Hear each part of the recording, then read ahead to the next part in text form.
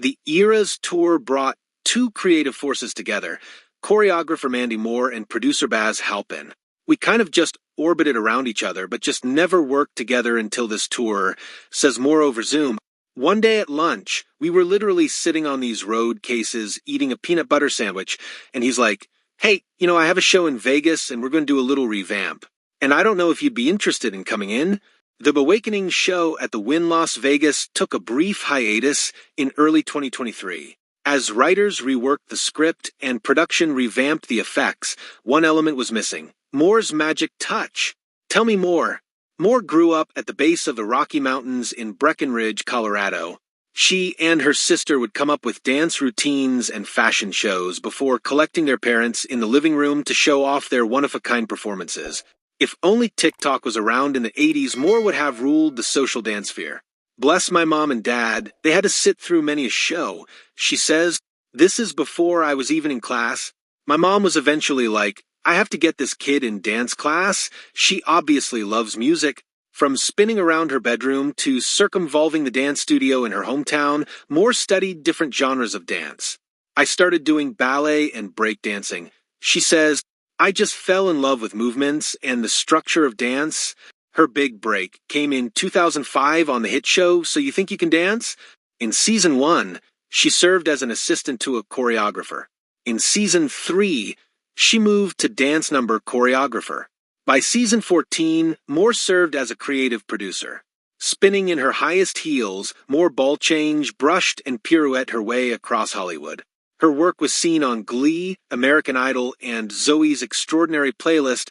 In 2016, she choreographed the Academy Award-winning La La Land, starring Emma Stone and Ryan Gosling. Stone introduced Moore to Taylor Swift, who asked her to sign on to the billion-dollar Eras tour enterprise.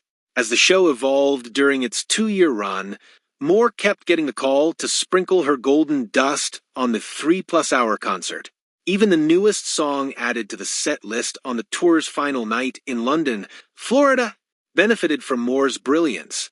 Then, there's her impact on one show in Vegas. Moore's Awakening. Moore took a leap of faith joining Awakening.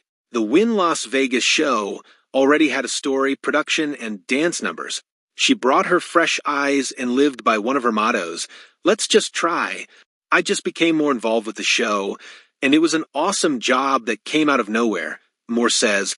What is so incredible about the show is the marriage of the technology, the visual, the artistry with the poetic kind of storytelling, the music. Lucky for her, a lot of the elements seen in the Eras tour were included in the Vegas production. Levitating platforms that break apart, LED mesh screens that make up the stage floor, lights that fill every space, a magical plot that appeals to all ages, and a new soundtrack with a beat you can dance to from your red velvet chair. At one point, the stage breaks into multiple platforms at various heights, and the dancers jump and flip effortlessly, as if they're not 10 to 20 feet above the stage floor. Here from the Eras tour movie producer, Baz Halpin explains the production behind Vegas show Awakening.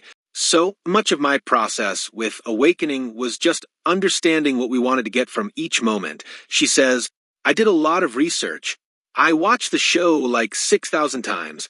I do a lot of charting, a lot of breaking down each song by the second, and I ask a lot of questions. I want to understand what Halpin and the team ultimately want."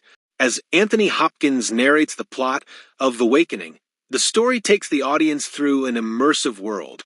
The main character, Io, embarks on a journey to restore peace in a world divided by darkness and light. In addition to exploring visceral, garish, and dreamlike worlds, Io finds herself along the quest. Behind the jaw-dropping acrobatics, dancing, and singing, you'll notice Moore's calling cards, dynamic storytelling, clever movements, and filling the stage symmetrically.